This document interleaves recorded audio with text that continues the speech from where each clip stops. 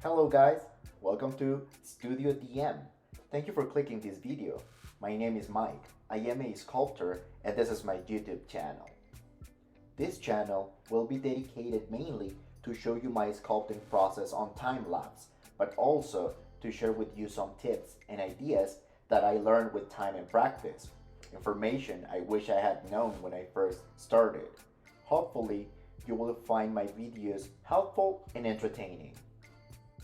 I want to let you know that I'm not an expert. I'm just a guy who is passionate about sculpting, design, and basically all forms of art. And I would like to share my passion with you. I hope you like it enough to subscribe my channel and share my videos with your friends and family. Now, please join me and let's watch this video. In today's episode, I will talk about how to get started with sculpting. Basic information I think could be helpful, as well as different materials and tools you can use to start with. Okay, we are going to start by talking about sculpting materials. There are a lot out there, but the one that I use a lot, it's called polymer clay. This is a bakeable clay and it is a very popular material because it is really easy to use, and to bake it you can use a regular kitchen oven or a toaster oven, but please read the product indications before you do so. With that being said, I can tell you this is a very good material to start with. However, it comes in so many different presentations that makes it a little hard to know which one we should be using for a project, especially if you're barely starting.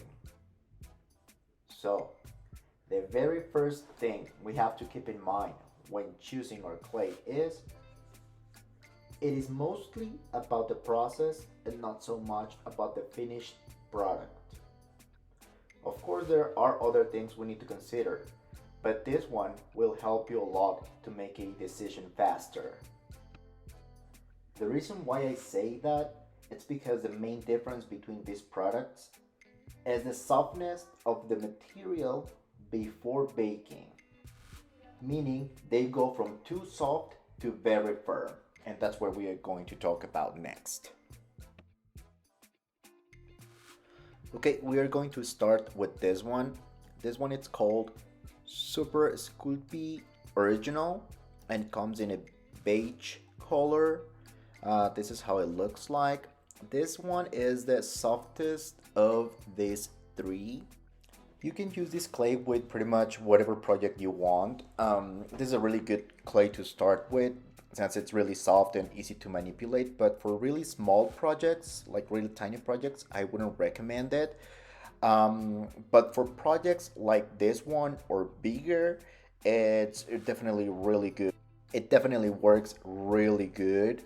This project actually has a combination of different clays, but I used Super Sculpty Original to sculpt part of the clothing area.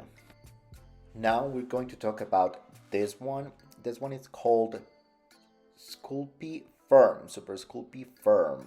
This one is the hardest of these three, and it's my personal favorite. The reason why is because I mainly sculpt small projects, and this one holds the detail really good for a tiny or small project. This is really good to sculpt faces or maybe some weapons or whatever you want to do that it has to be small and requires detail. This one is a really good clay to use with those projects. And also, since it comes in a gray color, you can see the detail as you are sculpting. For instance, this is one of the projects where I used mainly Super Sculpty Firm, like the face, the weapon, and some of the suit details. All of my projects are a combination of different clays, but Super Sculpty Firm is definitely one of the clays that I use the most. Here's another example where I used mainly Super Sculpty Firm. to make this figure. If you guys want to see this sculptures with more detail, I invite you to visit my Instagram account and my TikTok account, studio.dm on both. Okay, now we are going to talk about this one. This one is called Super Sculpey Medium Firm, and I left this one till the end because this is basically a combination of Super Sculpey Soft and Super Sculpey Firm. So this is a perfect clay to start with. You can use it on tiny projects and you can use it on bigger projects. So if you can get your hands on one of this, it's definitely something I recommend you to do. I'm gonna show you some examples of figures where I used Super Sculpey Firm. For instance, this one was actually a sketch figure I sculpted entirely from Super Sculpey Firm. And this one also has parts where I used Super Sculpey Medium Firm. I'm sorry, I said 2 seconds ago Sculpey Firm, but it's actually Sculpey Medium Firm. Okay, to summarize, let's go over what we talked about here. So basically, like I said, everything's going to be about the process, meaning that since these clays, they go from too soft to very firm, you have to think ahead on what you want to do. So if you have a project in mind and it's a tiny one, I recommend you using a firm clay like a Super Sculpey Firm or Medium Firm. And for any other project, you can use Super Sculpey Original. It's important to keep in mind that you can use whatever clay you want. I am just trying to answer the question I had when I first started. What's the difference between these polymer clays and why are there so many different ones? So the main difference I've noticed is the softness of the material before baking it.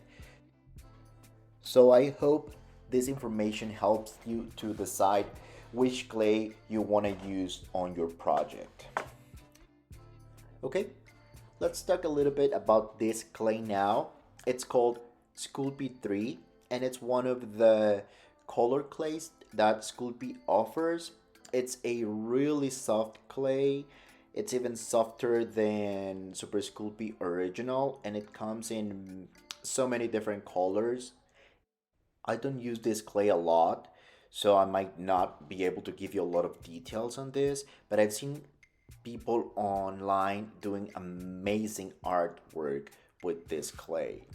But also, if you're trying to introduce your kid into the polymer clay world, this is a very good clay to do that with. The next clay we are going to talk about is this one. This is glow in the dark clay. Yes, they have glow in the dark clay. This is a really fun clay to use and it is as soft as Sculpey 3. I use it mainly for little details such as eyes or some accessories, but you can do pretty much whatever you want with it. Here it is an example where I used glow in the dark clay. I was trying to make his lining glow and I used blue glow in the dark clay. I'm going to include a video for you guys to see how it glows. Please let me know what you think in the comment section below.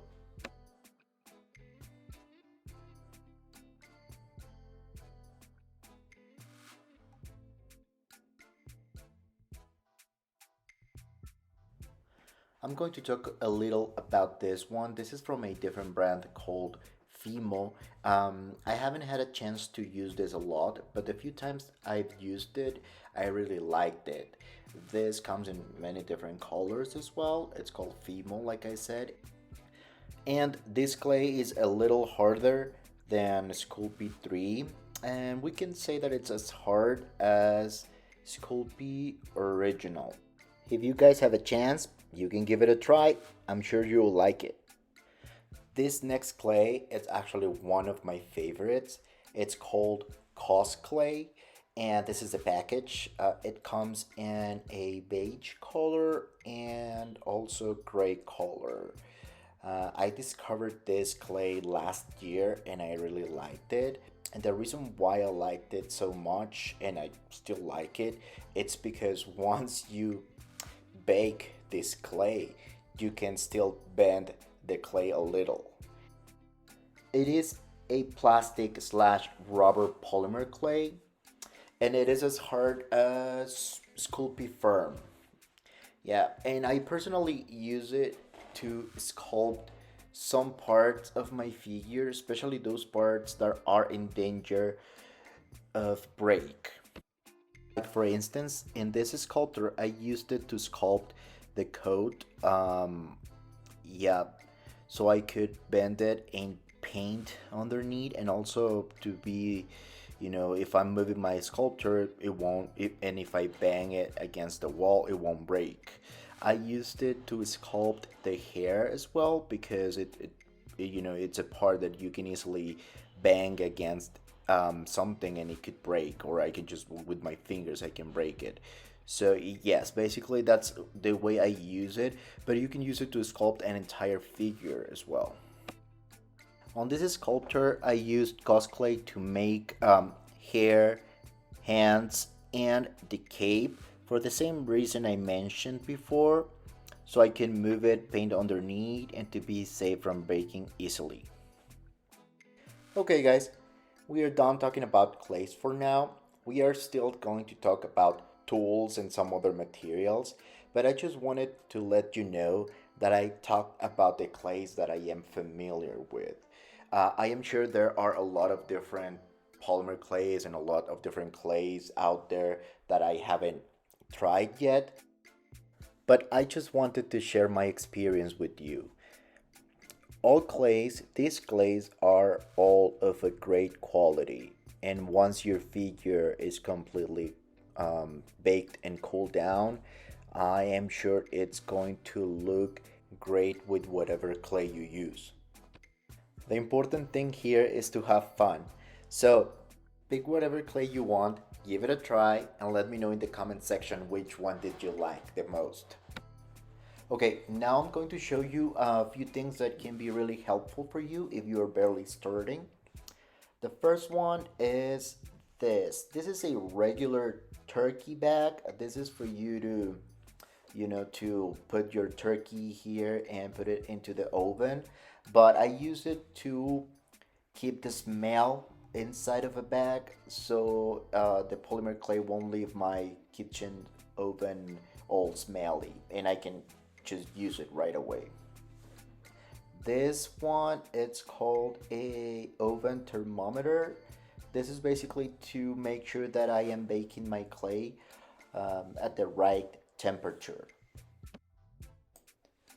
Okay guys, now I'm going to show you something that you have to have, yes or yes, if you are getting some polymer clay. And it is, well, it's this three products. I'm gonna talk about them separately. So this one is called clay softener. So basically it's to help you make your clay softer so you can easily manipulate it, but it can help you at the end so you can remove fingerprints from your sculpture. So this one is a yes or yes product. Okay, these two are called liquid polymer clay and bake and bond. Bake and bond is basically a glue that you can bake, and I use it mostly to glue something that's made from a different material to my polymer clay figure. An example would be like a weapon that I've made out of a wooden stick, and I have to glue it to my sculptor's hand. I would use bake and bond. And liquid polymer clay, I mostly use it to glue a piece that's been already baked with some other piece that I am still sculpting, even if both are made of polymer clay. So, but yeah, there's a lot of different things that you can do with a liquid polymer clay. And these products are definitely a yes or yes. You have to have them if you are using polymer clay. Okay, guys, now let's talk about tools. So, I'm going to be showing you some of the tools that I use, but remember, you can use whatever you want to sculpt. You can even build your own tools. I remember when I first started, I used a toothpick to sculpt with. But if you can get your hands on one of this will be a lifesaver for you guys. And if you're planning on buying one, you can just go to Amazon and search for sculpting tools and pick whichever you like, and I'm sure it's gonna work just fine for you. I think I got mine for like 20 bucks, so they are not expensive at all.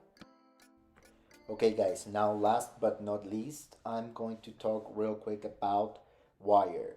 And you will definitely need this because it's used to make one of the most important things of a sculpture, and it is the wire armature or your sculptor's skeleton.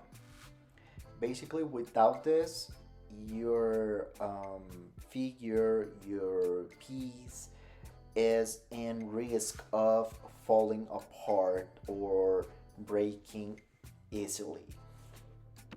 If you're interested and you want to know more about it, I have a separate video where I show you step by step how I build my wire armatures. We have reached the end of the video. That's all for today's episode.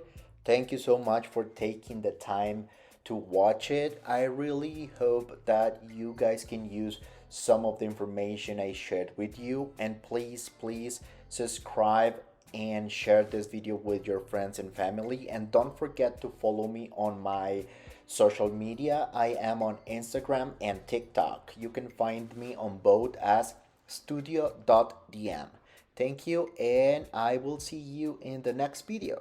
Have fun.